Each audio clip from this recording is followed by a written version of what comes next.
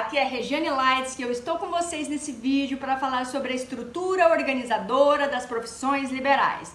E como exemplo de profissão liberal, eu vou falar sobre a profissão farmacêutica.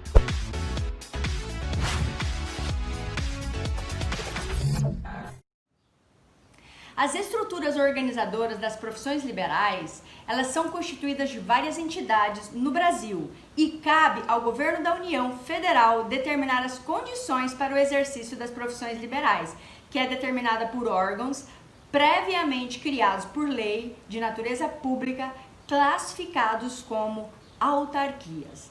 A definição de autarquia está presente no artigo 5 do Decreto-Lei nº 200 de 1967 e é a seguinte: a autarquia é um serviço autônomo, criado por lei, com personalidade jurídica, patrimônios e receita próprias, para executar atividades típicas da administração pública que requeiram para o melhor funcionamento gestão administrativa e financeira descentralizada. Os conselhos classificam-se como autarquias corporativas de fiscalização profissional cujos membros são inscritos compulsoriamente.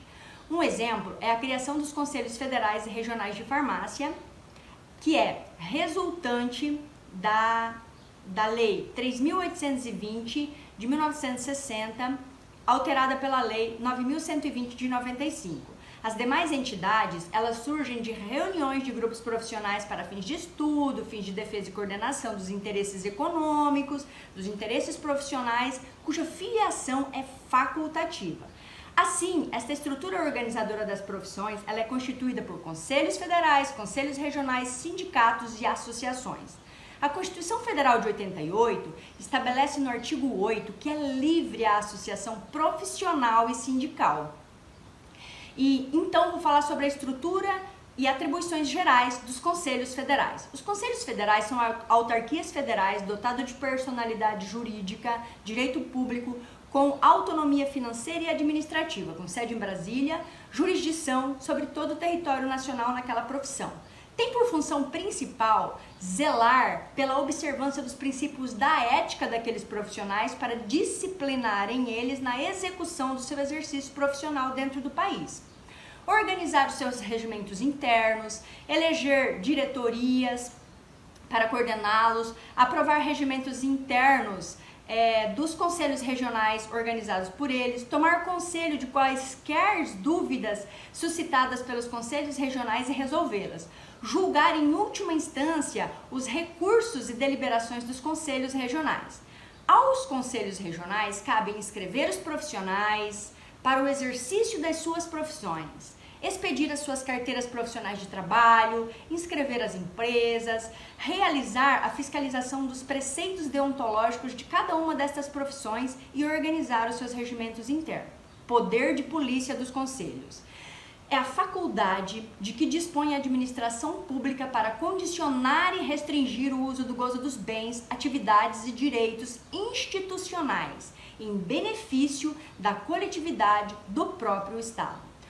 Exemplo, nós temos os conselhos regionais e os conselhos de farmácia, que têm o poder de exercer o poder de polícia sobre a profissão farmacêutica, fiscalizando a profissão farmacêutica, fiscalizando os estabelecimentos farmacêuticos, bem como impedir que os farmacêuticos não inscritos executem a profissão. A competência do Conselho Regional de Farmácia para fiscalizar o estabelecimento farmacêutico elege da Lei 3.820 de 1960, no seu artigo 24. Estabelecimentos farmacêuticos imprescindivelmente precisam ter farmacêutico. Sindicatos nascem da necessidade de se organizar para estudo, coordenação dos interesses econômicos e profissionais, representar perante as autoridades jurídicas e administrativas da classe coletiva ou individual, celebrar contratos coletivos de trabalho, eleger representantes da categoria, colaborar com o Estado como órgãos técnico e consultivo para solucionar problemas relativos à categoria e impor a contribuição sindical. O artigo 8 da Constituição Federal diz que é vedada a criação de mais de uma organização sindical. Assim, vou citar um exemplo: pode ser criado um sindicato municipal, um intermunicipal, um sindicato estadual, sindicato interestadual. Federações e confederações. A organização de sindicatos em número igual a 5 ou mais sindicatos podem ser chamados de federações. E a organização de 3 federações ou mais vão formar as confederações, que devem ter sede em Brasília.